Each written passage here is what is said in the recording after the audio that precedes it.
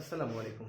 আমরা কি জানি বিহাইন্ড বিং অর্থ কি এবং বিসাইড বিং অর্থ কি? কিন্তু আমরা অনেক সময় ইউজ করি যে হওয়ার পিছনে, সে পরীক্ষায় ফেল হওয়ার পিছনে একটা কারণ আছে, বা আমি এই কাজটা করার পিছনে একটা কারণ আছে, অথবা আমি পাশ করার পিছনে এই কারণটা আছে। এই সমস্ত ইংরেজিগুলো আমরা এই ছোট্ট ফ্রেজ দিয়ে করতে পারি। একটা হলো বিহাইন্ড বিং, আর একটা হলো বিসাইড বিং। বিহাইন্ড বিং মানে হলো হওয়ার পিছনে, আর বিসাইড বিং মানে হলো হওয়ার পাশাপাশি। আমরা জানি বিহাইন্ড মানে পিছনে, আর বিং মানে হওয়া। তাহলে বিহাইন্ড বিং হওয়ার পিছনে, বিসাইড মানে পাশাপাশি বা পাশে, বিসাইড বিং মানে হওয়ার পাশাপাশি। তাহলে এগুলোতে বাক্য তৈরি করি।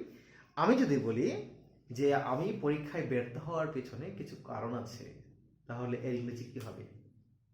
তাহলে এর ইংরেজি হবে behind being failed in the exam. এই বিসাইড বিং এবং বিহাইন্ড বিং এর পরে ভার্বের বিথি আমরা ইউজ করতে পারি।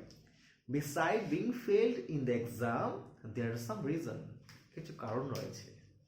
অথবা আমি আরো বলতে পারি behind being lost the game you are responsible. আমরা প্রায় সময় বলি যে এই খেলায় হারার পিছনে তোমার কারণ রয়েছে, এই খেলায় হারার পিছনে তোমার কারণ রয়েছে।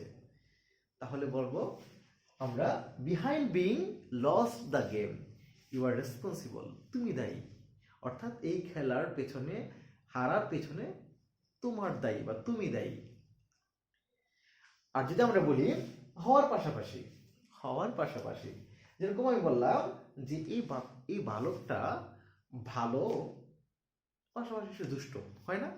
একটার সাথে সাথে আরেকটা, সে একটু পড়াশোনা ভালো করলে দুষ্টমি করে, এই টাইপের। তাহলে আমরা বলবো beside being a good boy he is a নটি। সে ভালো বালক হওয়ার পাশাপাশি দুষ্ট। তো এরকম আপনারা আরো অনেক বাক্য তৈরি করতে পারেন। যেমন সে পড়াশোনায় ভালো করার পাশাপাশি সে অন্যায় কিছু করে। এই বাক্যটা কি হবে? কমেন্টস করুন, শেয়ার করুন। ভালো থাকবেন। আল্লাহ হাফিজ।